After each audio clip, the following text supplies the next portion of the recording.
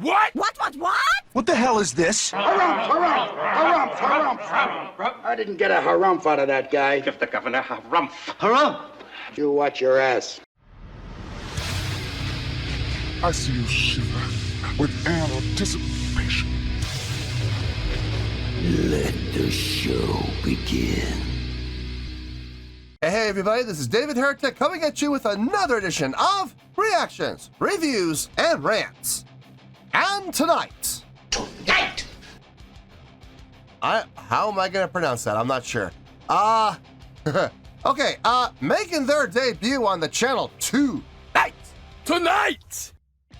It's gotta be one word. There's no periods, so... Okay, I'm hoping I'll blow this. We have... GYZE! Yes, indeed. How about that?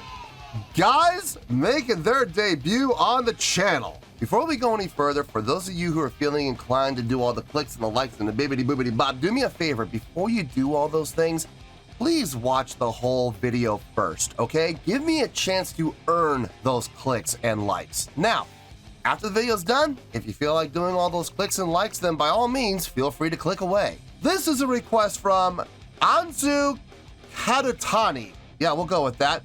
Anzu Kadotani wanted to see me react to this song by GYZE.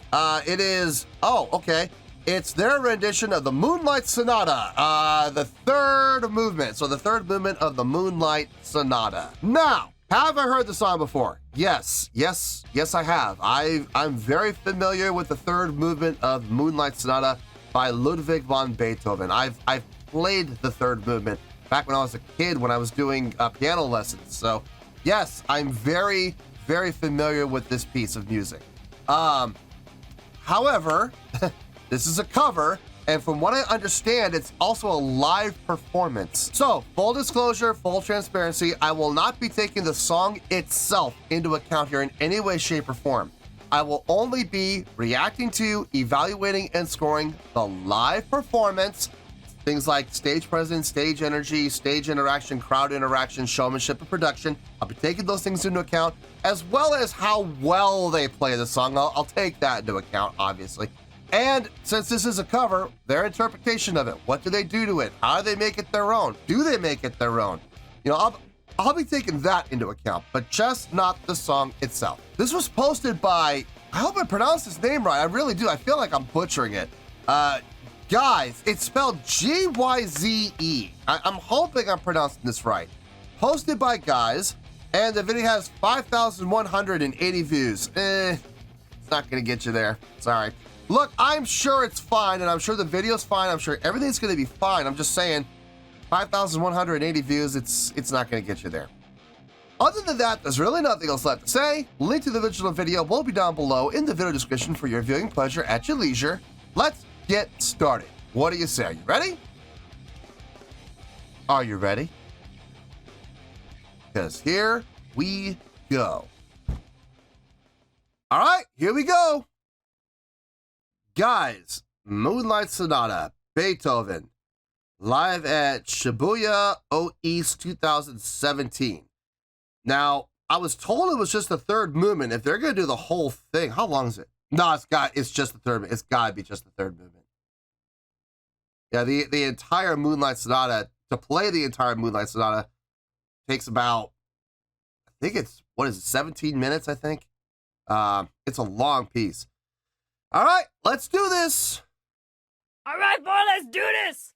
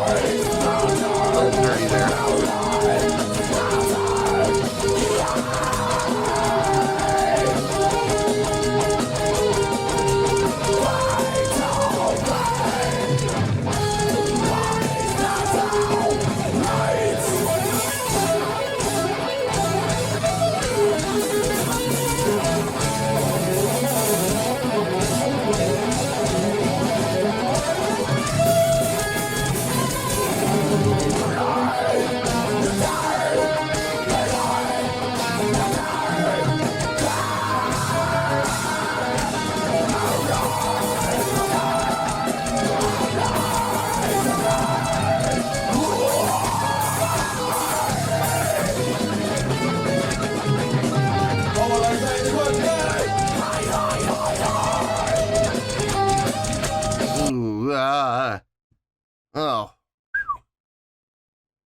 Love those wrong notes.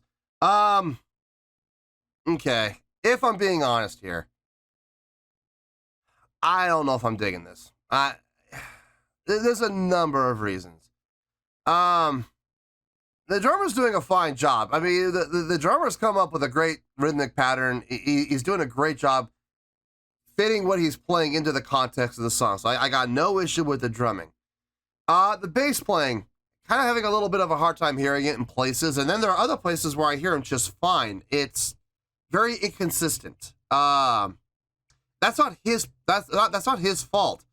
It's not that I can tell. It's just like I said, sometimes he's coming through in the mix great, and other times he completely disappears. So that's a mixing issue. I think maybe too much high end, possibly, not enough low end, or maybe the other way around. I'm not 100% sure, but you know, sometimes he's there, sometimes he's not. The idea of adding vocals to Beethoven's Moonlight Sonata, never in a million years would I have ever thought of doing that. So listen, I give them all the credit in the world for conceptualizing the idea, for coming up with it, and for the application. I give it all the credit in the world. Having said that, the execution leaves something to be desired. He's got a nice grit and growl voice, but there's no melodic undertones within that voice. It's pure grit and growl. No melodics whatsoever, and not even melodic undertones. Nothing. It's just pure grit and growl.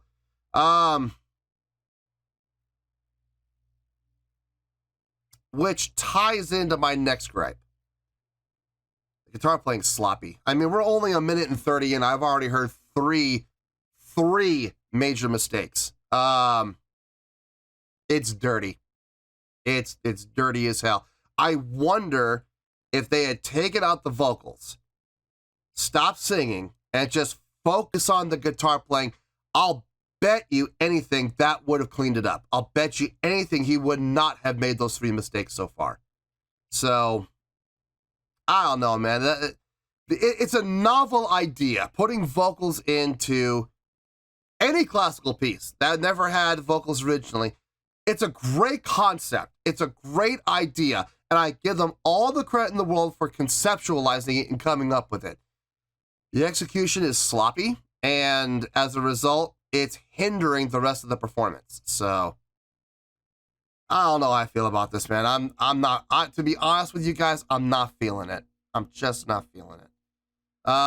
Let's keep going. Let's see where this goes.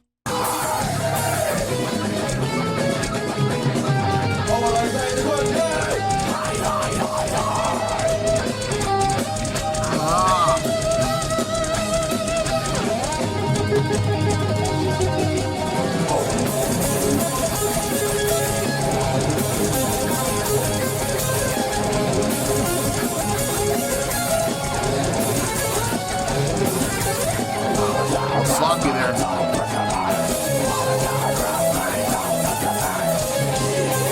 See, I can hear the bass right there, no problem.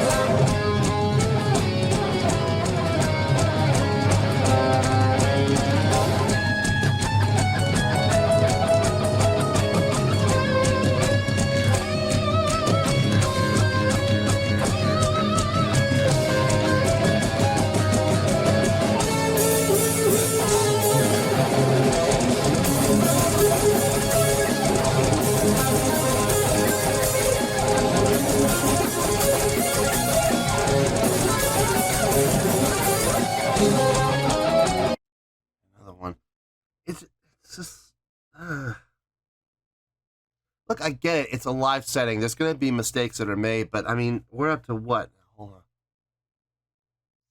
That's seven little, 7 little flubs.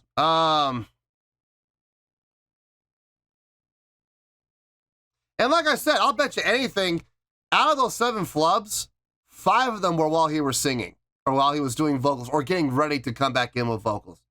So I'll bet you anything, if they got rid of the vocals, that 5 of those might have been cleared up right off the gun.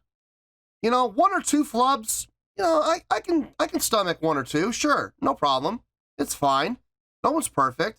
It obviously shows he's playing it live, but 7 flubs? I don't know about that. The bass is coming through in the mix more, which I'm happy about. It's not dropping out as badly as it was before. So that's good. I'm hearing a lot more what the bass player is doing. Bass player is talented. The bass player is definitely talented. I have not heard a single flub from the bass player yet. Now, there was that period, like the first minute and a half, where he kept dropping out in the mix, and I don't know. I don't know what he was playing, but everything I've heard from him has sounded clean. Same thing with the drummer. Everything the drummer has done has been clean. The drummer and the bass player together, outstanding work. Great job on both of them. Oh, man. The guitar player, though, the vocalist and guitar player, not a fan. Not a fan. Let's keep going here.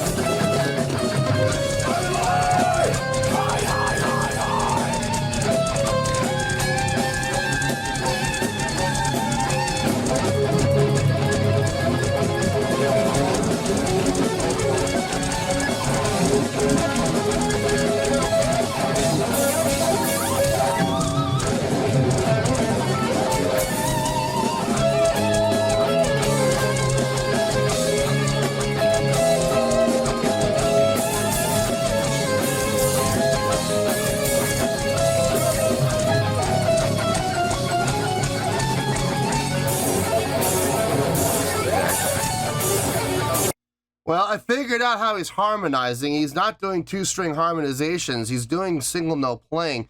So the harmonizing is coming from a backing track. Okay, that's fine. I got no issue with that whatsoever. I know a lot of bands that play with backing track. We use backing track. I mean, I got no issue with bands using it at all, as long as they're honest about it and don't try to pretend like it, that if they don't. At that point, when bands are like, it's obvious that bands are using track, and you ask them and say, oh, no, we do everything live ourselves, and everything you hear is us playing live, then they're lying. And I don't have no respect for that whatsoever. I have far more respect for bands that admit that they're using track. That's fine. Most bands these days do. So I got no issue with them using track. Here's the downside to playing with track, though. And you heard it right there in the solo when he was doing the harmonizing. Somebody was out of tune. Somebody was playing a wrong note. They weren't together. The harmony was awful. It was not well done. And you heard him correct it. Now, there's 2 possibilities here. And I say that with an asterisk because one of those possibilities is impossible. 1, the track is playing a wrong note. That's not true! I'm trying to say that with a straight face. That's impossible. Listen, you're not going to intentionally put wrong notes on a track. You're just not going to do it. So I very seriously doubt that the track was playing a wrong note by accident. You know, I very seriously doubt it. So that means the other possibility is probably what happened. The guitar player was playing the wrong note. That's the dangers of playing with track. Track will expose you if you're not careful. It will absolutely expose you. Same thing with vocals. When you're singing with backing track and the singing is off, the harmonies are off, or worse, you're singing a unison line with the track and you're both singing the exact same note and it's off. Somebody's flat, somebody's sharp. I guarantee you, it ain't the track's fault. So, yeah, playing with track can be dangerous if you're not careful, man. You gotta be spot on when you're playing with track, and we clearly heard that it wasn't. So, anyway, let's see if I can find it. Back up.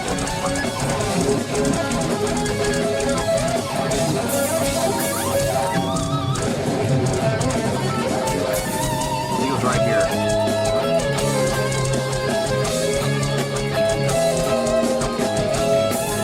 No, it was farther back than that. Oh, it's fine. I didn't go back far enough.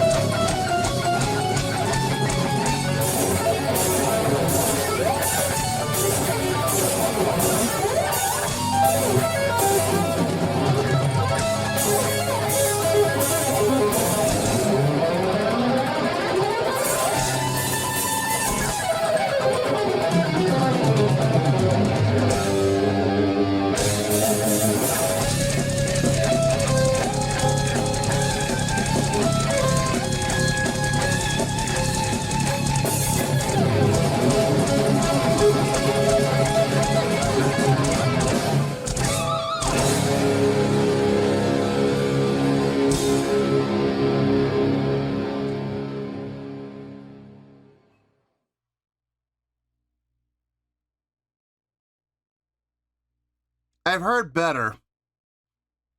I've definitely heard better. But I've also heard worse. Far worse. Let me think about it. I'll see you in the review and we'll talk about it.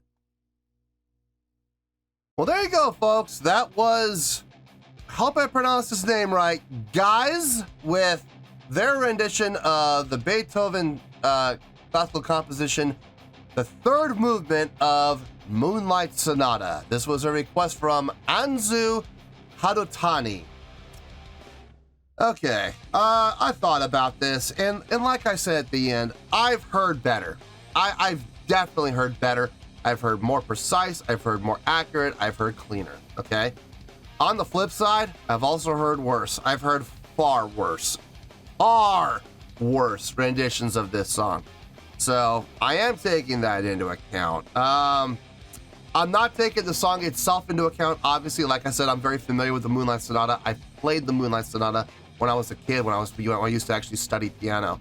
So this is not something that is unknown to me or unfamiliar to me. So I am not taking the song itself into account here in any way, shape, or form.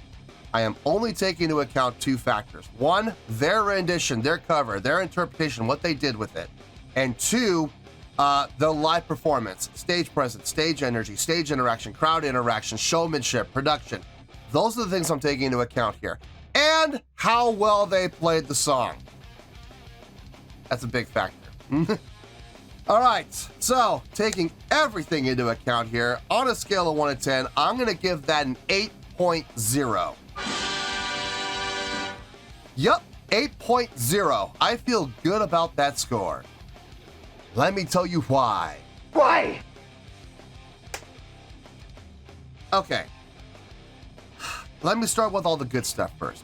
I give them all the credit in the world for taking the Moonlight Sonata, the third movement of the Moonlight Sonata, and converting it into a metal song.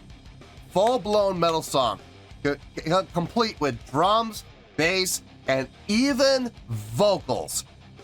I will say this, I've never, ever seen an artist or a band or anybody put vocalizations to the Moonlight Sonata in any way, shape, or form. First, second, or third movement. There's only 3 movements to the Moonlight Sonata, so I've never seen anybody do that before. So that was a first, okay? And again, I give them all the credit in the world for being innovative, okay? Having the ability to conceive that and come up with the conception of, let's put vocals on top of a classical piece of music. Great. I've never seen it done before. I'm all in favor of it. Let's see how it turns out.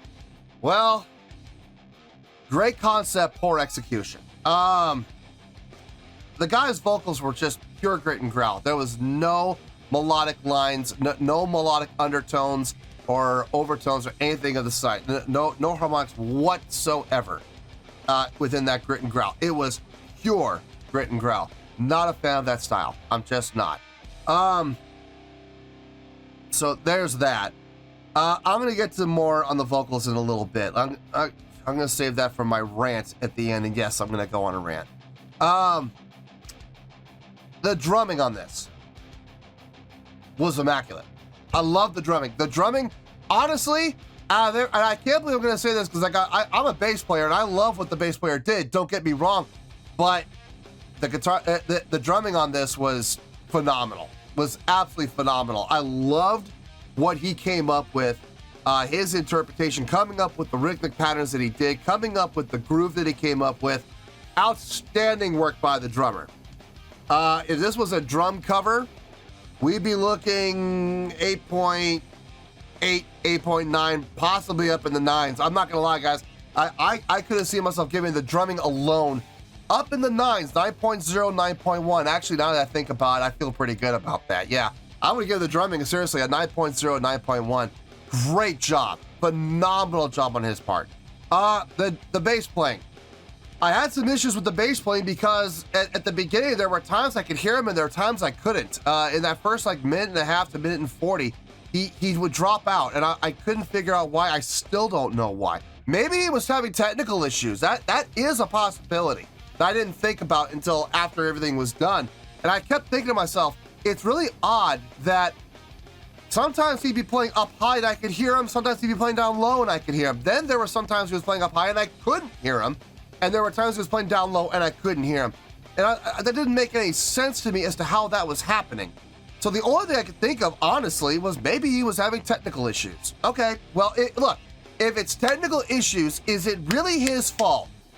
Not really. At that point, it's more about the stagehands and the roadies in there and the booth and the guys running sound and everything like that. It's really more their fault than his. He's doing his job. He's up there playing. So can't really knock him for it. I liked what the bass player was doing. I liked what he came up with. He has some great work, tapping work in particular. His tapping work was clean, very, very clean. I like how he was working and incorporating the slides into the tapping. Like he would tap and then he would slide up or he would slide down. Really nice tap work. But on top of that, what he was coming up with from a pattern standpoint for what he was playing sounded really good. Locked in perfectly with the drummer. I mean, it was clear the two of them definitely worked their stuff out together. So, really nice job. I would give the bass playing, like I said, 8.8, 8.9 all day long. I mean, that was some great bass playing. Here we go. Guitar playing. If anybody was the weak link in this, it was the guitar playing. Now, and I'm highly critical. I think the vocals had a big part in the sloppiness in the guitar playing. I counted a grand total of 8 flubs. 8 flubs. No, I'm sorry. 9. 9 flubs. I counted a grand total of 9 flubs. Out of those 9 flubs, 6 of those flubs were done while he was singing. I wonder if he had not been singing, I wonder if those flubs would have happened. I tend to say they wouldn't have because the guy is clearly a talented guitar player.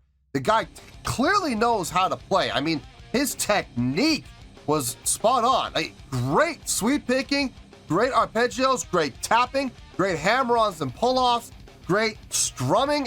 All of his technique was spot on. You know, I loved his technique, but the flubs were obvious. I mean, some of them were beyond obvious. Like, it was painfully obvious, if you catch my drift. Agreed. So I wonder if those 6 flubs that he had while singing, I wonder if he had not been singing, if he had done those flubs. I tend to think he wouldn't, which means there only would have been 3 flubs in the entire song. Taking into account the difficulty of the piece and the fact that they're doing it in a live setting, 3 flubs, I could stomach. How about that? I could stomach 3 flubs. I could say, okay, look, it's a difficult piece. They're in a live setting. He's doing some good showmanship. Not great, but he's doing some pointing into the crowd and interacting into the crowd and glaring into the crowd and leering into the crowd. He's doing some crowd interaction. He's moving around a little bit. I can stomach 3 flubs, okay? 9 flubs? That's pitiful. I mean, it's absolutely pitiful to perform like that. No, I can't stomach 9 flubs. I'm sorry. That's just not going to fly with me. So my advice to this guy would be don't sing it. Get someone else to sing it. You know, bring in a special guest vocalist and have them do that vocal line, you know? Or maybe give it to the drummer. I don't know. I mean, maybe the drummer could do it. Yeah, but I mean, it was glaring.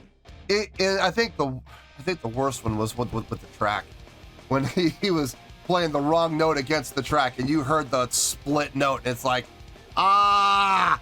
And I quickly looked around, like, no, there's not 2 guitar players. So, and he's not harmonizing. He's playing single note. So, yeah. Clearly, he's harmonizing to a track. So, and look, like I said, I have no problem with bands using track. I got 0 issue with bands playing with track. I know a lot of people do. But listen, track helps add to the overall quality of the product you're putting out in a live setting. So I have no issue with bands using track, as long as they're honest about it and they don't sit there and pretend like they're not and lie about it when they're asked. You know what I mean? I can't stand that. At that point, you're intentionally deceiving people. You're lying is what you're doing, and I have no respect for that at all. So I don't think these guys lie about it. I mean, I think they made it pretty obvious they use track. I saw the laptops back there with the drummer, so it's pretty obvious. Now look, I got no issue with them doing what they did. I love the concept. I think the concept's amazing. But I gotta be honest with you guys, those guitar flubs, just between the guitar flubs and the vocal style that the vocalist was doing, it kind of wrecked the song for me, if I'm being honest with you. Without those issues, this would have been up in the high 8s, 8.8, 8.9. Argument could be made for a 9 because of the fact that they added vocals in. That's a pretty novel concept. That did kind of blow my mind, yeah. But the execution was just so poorly done. I couldn't give it to him. So that's how we got to the 8.0. So yeah, it's still a great score. It is, by definition, an 8.0 is a great score. It's at the very bottom of the great scale, but it is still in the great scale. Remember, 8 is great. So if you're getting an 8 point anything, 8.0, 8.2, 8.5, 8.8, whatever the score may be, you're up in the 8s, it's a great score. So it is a great score. It's at the bottom of the great scale, but it is getting the 8.0. So yeah, I'll give them the 8.0. I feel good with that, and that's where we're gonna stay. So 8.0, final score, I have spoken. Well, that's going to do it for this edition of Reactions, Reviews, and Rants. Hope you all enjoyed the show. Hopefully I was able to entertain you. If I was able to put a smile on your face and brighten your day, I did my job, and I'm so glad I could do it. If you guys feel like joining the fan base, go ahead and click on that button down there. If you guys want to like the video, go ahead and like the video. If you guys want to ring the bell, go ahead and ring the bell. It honestly doesn't make any difference at all to me, but if you guys feel like doing these things, then by all means, feel free to do so. Well, that's going to do it for the night, folks. Thank you very much for watching. And as always, this is David Heretic signing off, reminding you to stay fabulous and support each other. Later. Peace.